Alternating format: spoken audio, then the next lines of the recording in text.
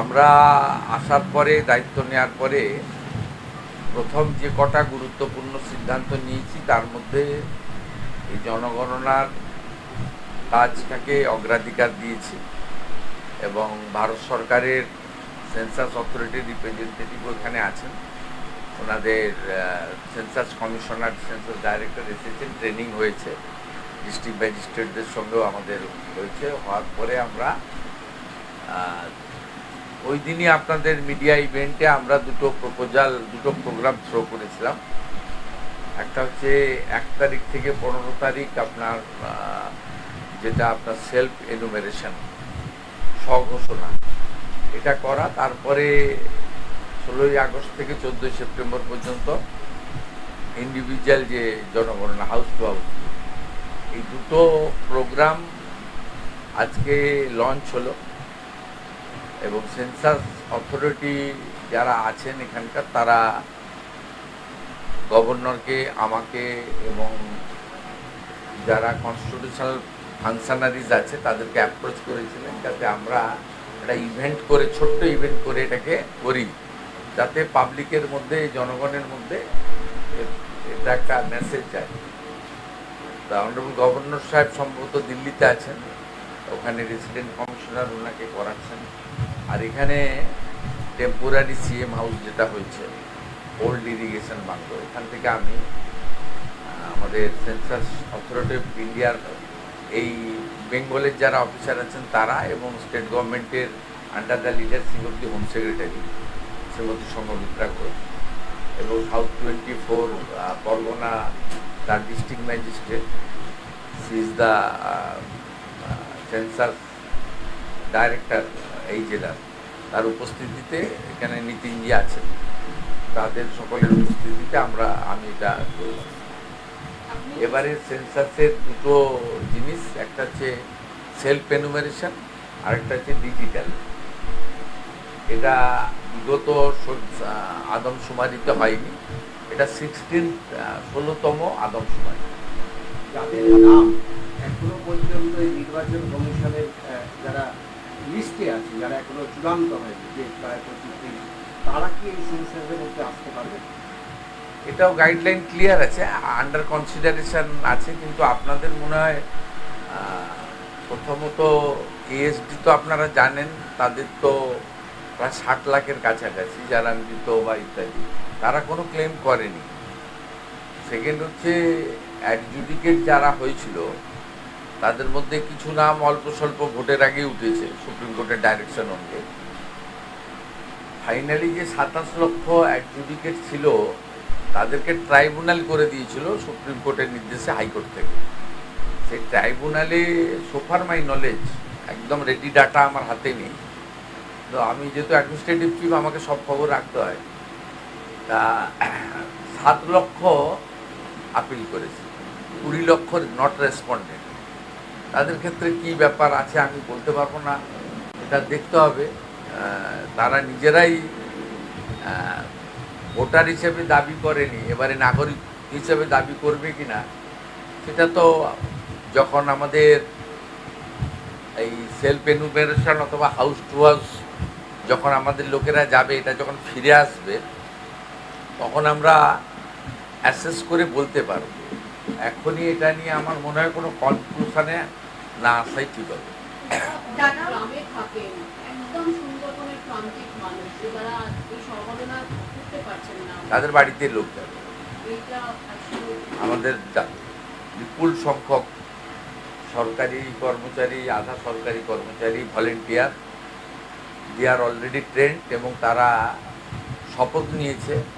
তারা এই কনস্টিটিউশনাল যে রেসপন্সিবিলিটি, আদমশুমারি একটা সাংবিধানিক দায়িত্বের মধ্যে পড়ে, দায়িত্ব আমি যেমন পালন করছি, একেবারে নিচে বাড়ি বাড়ি যিনি যাবেন তিনিও সেই দায়িত্ব পালন করবেন, উনি করিয়ে নিয়ে আসবেন, অসুবিধা হবে না।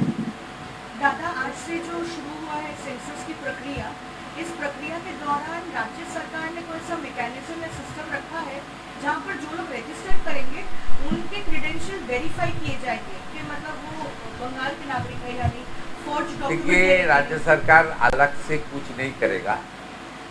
सेंसस अथॉरिटी ऑफ इंडिया का जो गाइडलाइन है, जो डायरेक्शन है, उसको अमल करना राज्य सरकार का फर्ज बनता है.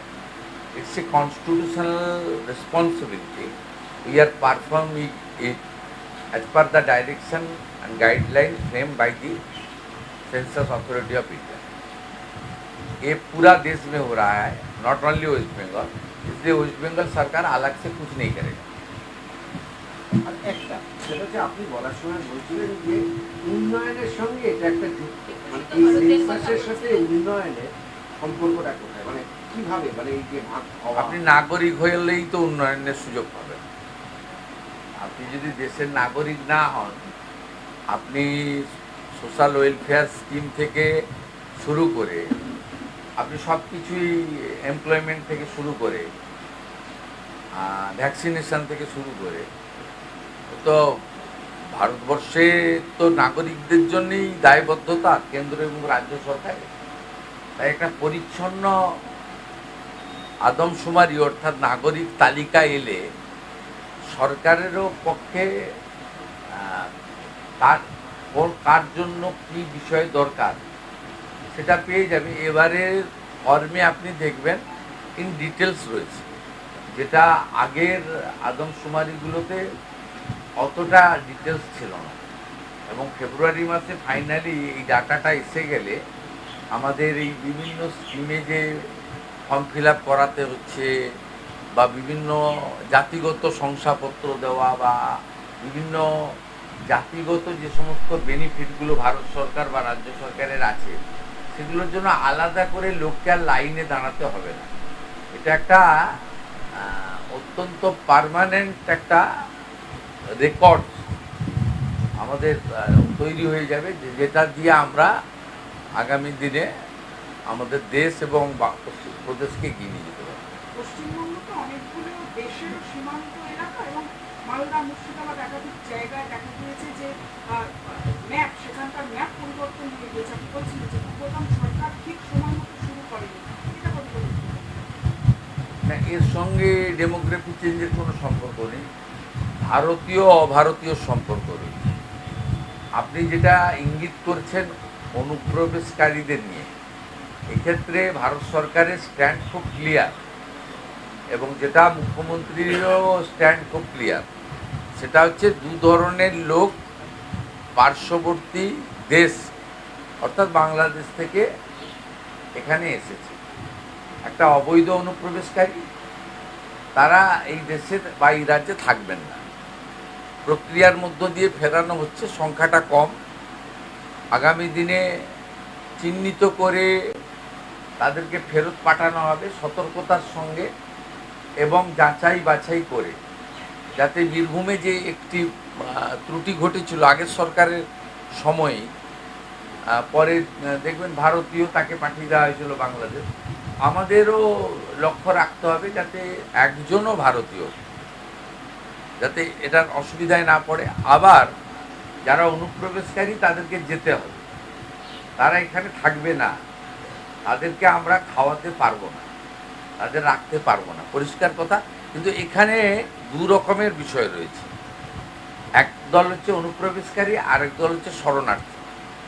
এবং সিটিজেনশিপ অ্যামেন্ডমেন্ট অ্যাক্টের আওতায় যে সমস্ত আমাদের কমিউনিটিগুলোর কথা বলা আছে, হিন্দু, শিখ, খ্রিস্টান, জৈন, পার্সি, বুদ্ধিস্ট, তারা কিন্তু অবৈধ অনুপ্রবেশকারীর পর্যায়ে পড়ে না, তারা শরণার্থীর পর্যায়ে পড়ে.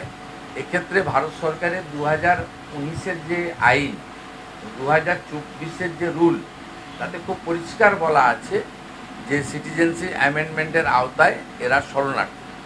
1 সেপ্টেম্বর 2025 ভারত সরকার আরেকটি নোটিফিকেশান বের করে, যাতে বলেছে 31/12/2024-এর মধ্যে যারা প্রাণের জন্য বা ধর্ম বাঁচানোর জন্য বাংলাদেশ থেকে এই দেশে এসেছে বা এই রাজ্যে এসেছে, তাদের বিরুদ্ধে কোনো মামলা হবে না, তাদেরকে পুলিশ হয়রানি করতে পারবে না.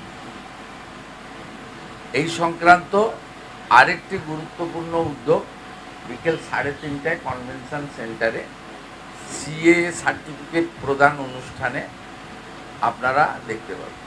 Thank you.